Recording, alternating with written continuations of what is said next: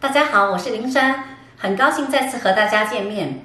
今天我想特别给大家介绍一个新的节目，是光传媒最近他们在做的一个百年中国的节目。那是查先生呢把这个节目介绍给我。百年中国这个节目是在 YouTube、Clubhouse 和 Zoom 上面同步播出。那我刚好参加了6月27号蔡霞教授主讲的一个讲座。那让我感触最深的呢，就是计划经济的实质。这个也让我想起来，我的家庭曾经被计划过要赶到农村去。那蔡霞教授的分析真的解开了很多我过去对自己过去人生的思考当中非常多解不开的那些症结。那今天呢，我就把计划经济这一段呢做了一个简单的剪辑，想分享给大家。那背景呢，我选择了5月8号我去 Boston 参加东北大学我的一个学生的毕业典礼，拍摄了非常多 Boston 的公园和东北大学的美景。在这个严肃的话题下，希望这些美景可以带给大家一个放松的心情。现在也是到 Boston 旅游的一个最好的季节，因为没有国际游客，你在那边可以尽情的享受 Boston 的美景和 Boston 的美食。好，谢谢大家。第三点就是计划经济。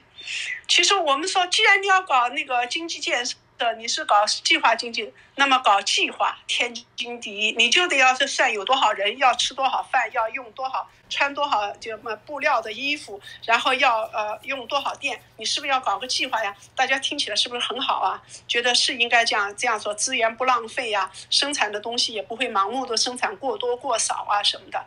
其实计划经济从思想方法上来讲是完全是空想，你不可能做到一个庞大的社会有一个中央的计划调控来规定好生产多少，怎么个生产，这是做不到的。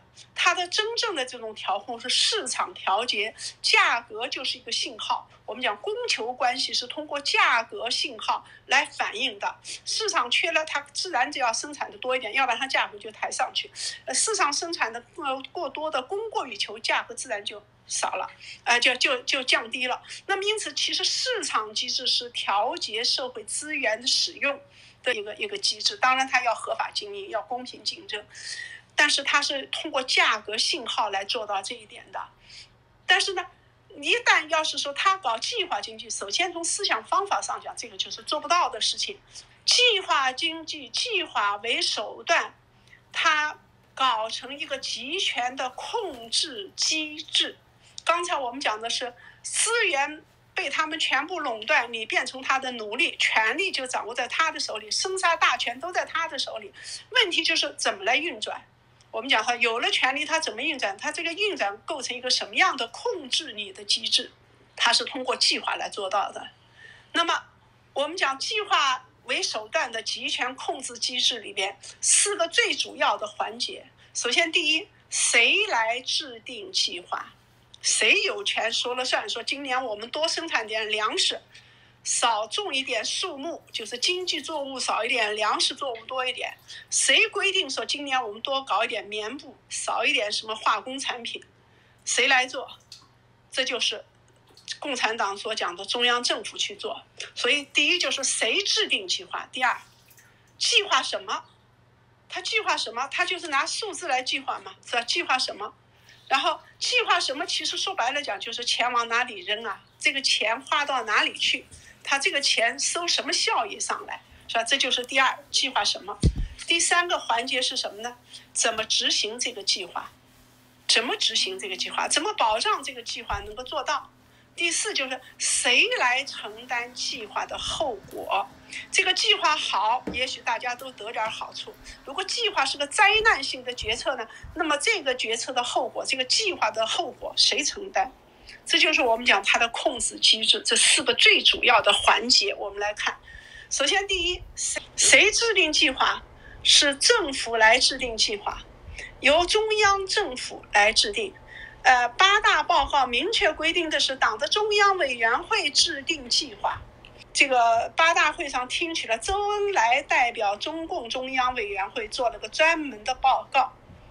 其实当他来制定这个计划，其实就是把权力赋予给他，你可以决定资源往哪里使用，怎么个使用法，而你要做到这种就是资源集中使用，这就是中国共产党经常吹嘘的一个很好的一个所谓社会主义制度的优越性，不就是集中力量办大事吗？这个大家都知道是吧？什么叫集中力量办大事啊？就集中资源，我想干什么就干什么。因此你就可以看到他集中资源干什么？干三峡大坝，破坏生态环境，搞成这些年的四川云贵川的极端的气候反应。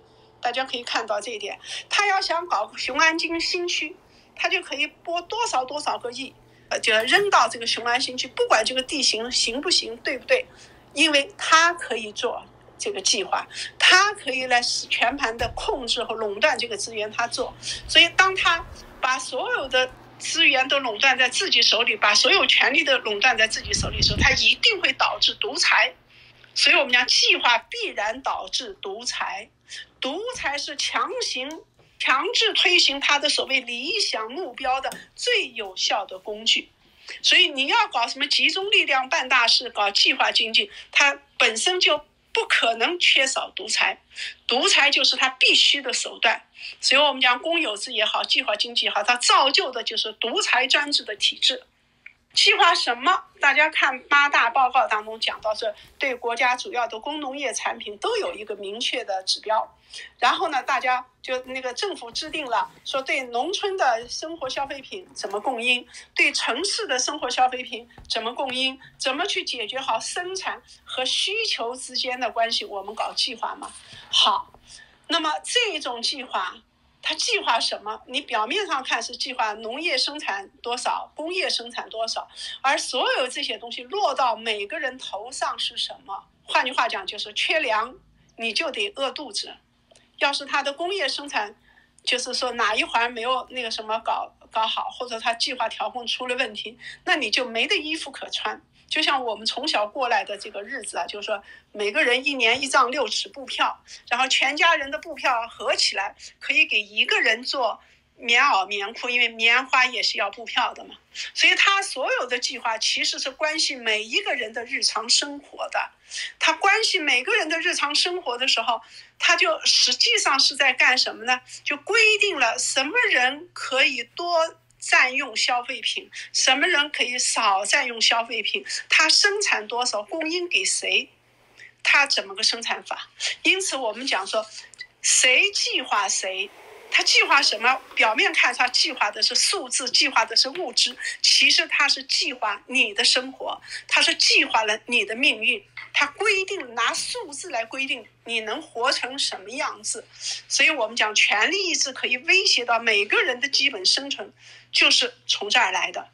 因此他把这些具体的就是计划分配生活消费品的东西落到每个人的身上。我们看到很可笑的事情，就是去年的那个就是疫情流行以后，后来他不是讲说要减少那个粮食浪费吗？然后呢要求大家就是说8个人只能点不超过8个人的菜，对不对？大家可以看到这就是计划经济的表现啊。你有钱你要到那个饭店里去请客，我想8个人吃10个菜可以吗？不可以。他给你的计划就是你只能点少于8个人菜，你不可以点多于8个人的菜。但当他看到疫情啊，就是造成的疫情大量的消费起不来，那么经济就不能玩转的时候怎么办呢？他又要求大家去消费去，然后你就可以看到什么呢？看到什么党委书记啊，什么书记啊带头到饭店去吃饭去，要一顿饭要消费不低于100块钱。这就是计划呀，他计划什么？计划的就是这些，就规定你怎么活着，这就是我们讲的计划。计划什么？好，第3点就是说，我们讲说怎么执行这个计划，怎么执行这个计划，这个问题就很大了。怎么执行这个计划？说白了讲，他在干什么呢？他这个怎么执行这个计划，就是说他有权利决定谁来做这件事情，谁不能做这件事情。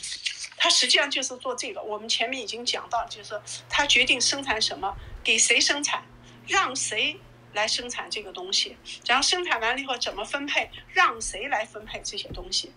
那么由此我们可以看到，这种就是说执行的过程其实就是控制人的过程。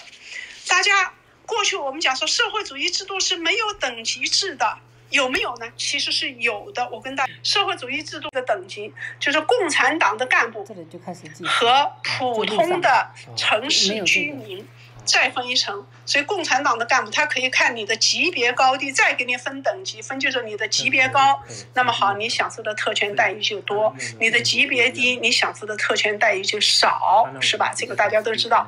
好，一旦你要是变成农民的话呢，你是农村人呢，那你就永远低于城里人一等，因为你改变不了你农民的这个命运嘛。那么因此我们讲的，这就是中国社会你初看有没有等级？有等级，这就是我们先把城里人和农村人划分，城里人再分两大等级。然后还有一个很重要的是什么？政治贱民这个等级，城里边和农村都有。这就是我们从前面开始数起的地主富农，什么镇压反革命，什么右派，这些人他们的子女后代都叫黑七类、黑五类，这就是政治贱民。中国社会是有的，政治贱民不管在城里在农村都有，他们是属于社会最底层的。在农村里边，如果你说你是一个普通农民，对你和城里工人比，你没得比，你就想办法把你的孩子尽量的就供他们上大学，努力的考进大学，然后你就变成城里人，你可以通过政府分配工作，是吧？然后或者你当兵，你提了干部了，然后你又变成了城里人。他唯一的能够变成城里人就是这一点。那么你在农村说我成分好，叫贫下中农，对，但是你经济上和你的生活是非常贫困的，但你下面还有人替你垫个底儿，谁在给你垫底呢？就是我们过去讲的政治贱民，地主富农的这种所谓这种右派的这些人的孩子，他们就是中国社会的最底层的人。他们是一直到了文革结束以后，胡耀邦的这个平反冤假错案以后，才开始有所就改善他们自己的这个生活处境的。这个大家可以看到。所以中国社会有没有等级呢？有的。那么这种等级它是怎么来执行的？就是拿什么来控制你呀？控制你的生活呀？就是拿户口本，拿票证制来控制你。很多年轻人没见过票，布票、粮票，是吧？邮票，就是我们讲的邮票，就是那个你可以买油。然后糖票，就是你家里边烧菜或者你喝水你要放点糖，有糖票、盐票，这些都有票的。年纪大的人大家都看到过这种票，包括我自己，我都是用过粮票、用过布票、用过那个什么的。这些票谁有呢？只有城市里的人有。农民没有户口，他就没有粮票，他就没办法出远门。为什么50年代的3年大饥荒，就50年代末60年代初3年大饥荒，那么死了几千万人，农民居然就没有能造反，甚至连消息都能给剥夺了，他出不了远门啊。因为什么呢？你可以看到他要想写封信告诉那个外面的人，我们这儿啊已经饿死多少人，好，只要把乡镇的邮局给锁死，就是这些信检查不让把这些信寄出去，你就不知道那个地方饿死了人。然后呢，农民互相之间又不能串，因为他没有粮票，他出去没有粮票，他就你自己带个干粮，你能够带几天的干粮吧？你到城里边要住宿啊，住宿你没有户口本啊，没有户口本你就没有证明你呀，所以你就没的地方可住，你没的地方可吃，你说你能走多远吧？因此我们讲在那个时候3年大饥荒饿死几千万人，中国社会还能保持稳定，就是说还没有闹起事儿来。为什么？就是因为粮票、邮票这些票证这种户口本没有，农民被捆在土地上，离不开土地的奴隶，所以中国社会的稳定是这么稳定的，农民就变成了农奴制。那么城里人同样是这样的，你的粮票、邮票和这些东西用完了你就没了，你要表现不好，扣你一点这些东西，你们家就得挨饿。因此你就得老老实实的听着当官的吆喝你。所以我们讲其实就是拿这些票证掌握了所有人的命运，这就是计划，这就是数字，数字把你们都捆在这个土地上，都捆成了国家这个就是政府的奴隶。坦率的讲，我曾经在过去讲过，去年我在就是他们采访时我讲，我说我是有原罪的。什么叫原罪？因为我们的爹妈当初是参加共产党，所以他们后来就成了干部，成了干部呢，我们就成了特权阶层。成了特权阶层有什么好处呢？就是除了你享受一般的居民的这种什么布票、邮票、粮票以外，你还有那个根据级别待遇分给你的其他的副食品的补助，这些东西你都是有可能有的。所以呢，我们就可以看到，级别越高的人，他特供的东西就越多。所谓讲的友谊商店，不管你是北京友谊商店还是上海的友谊商店，在计划经济时代就是特供商店，就是你特供啊，特殊商品，你家饿不死人呐。我自己曾经当过兵啊，然后我们部队就是急行军，半夜我们就是说白天开始行军，一直走到晚上，好一夜就是不停。怎么解决吃饭问题呢？发那个干粮，就是我们讲的那种就压缩饼干。好，我自己在一边走一边觉得那个胃里就不舒服了，我就把那个压缩饼干掏出来就吃。然后我旁边有一个我的那个好朋友，他就看我老在那嚼，他问我，他说饿是什么滋味？他问我什么叫饿，饿是什么感觉？我以为他在讽刺我，我说你想吃你就自己把压缩饼干掏出来吃就是，你跑来讽刺我干什么？他一看我发火了，他就不说话，他就走了。好，到了第二天我们行军，就是说到了一个目的地，不是接着宿营吗？宿营的时候他就跑过来，他说你不生气了吧？他说我真的不是讽刺你，他说我看你吃的那么香，他说我肚子在疼，我不知道那个疼是不是就是饿，所以我跑来问你的。我后来回到家探亲的时候，我就把这段我们那个野营拉练的事情就告诉我父亲，因为我父亲是个老军人，讲故事，结果我父亲叹了口气，他说你们这些孩子啊，长到那么大都不知道什么叫饿，说饿的滋味没享受过呀。所以我就讲，我为什么说我们是有原罪的，就是因为当中国几千万人在饿死的时候，我们居然不知道什么叫饿。所以我举这个例子就讲，所以中国的特权不是不存在的，是存在的。因此我觉得我自己现在要想到这些问题的时候，我经常觉得就是我们自己不出来反共，就是这个天理良心过不去啊。所以我们讲这个计划经济，你看的它是一个经济吧，不是；你看它是数字吧，不是。它是什么？它是人的命运，一个一个活生生的人。有可能你活得好，有可能你就被饿死了。所以我们讲，不要把计划经济4个字看成是经济概念，不是的，它是集权制度。它是集权制度，所以我要把计划经济和公有制这个话要讲的多一点跟大家。好，我们接着讲无产阶级专政，这个我想现在已经不用太多的讲了，大家知道什么叫无产阶级专政。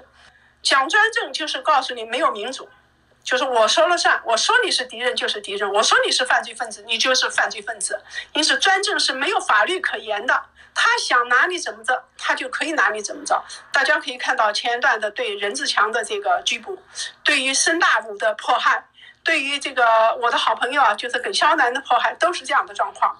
所以我们讲说这个词我觉得都已经不讲了，就是我们可以不用讲，大家都能理解的。无产阶级专政就是集权暴政。党的领导这个词也可以不讲了，所谓坚持党的领导，他还要讲究党领导一切，其实就是我垄断一切，我控制一切权利，就是我把国家垄断在我的手里边，你们谁都别想来跟我分权。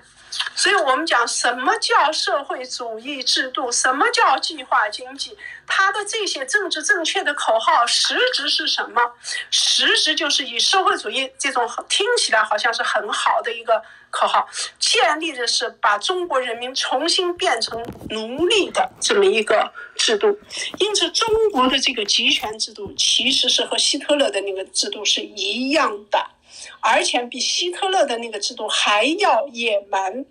说起来叫70年的和平时期没有打仗，1900年到1949年这个50年的时间是老在打仗，但是我们在70年1949年以后的70多年，我们死的人，中国民众老百姓死的人口数倍于战争年代死的人口。为什么？而大家还都没有这种反抗的能力，为什么？就是因为计划经济这4个字。所以计划经济的实质就是集权统治。所以我想跟大家就先说这么多。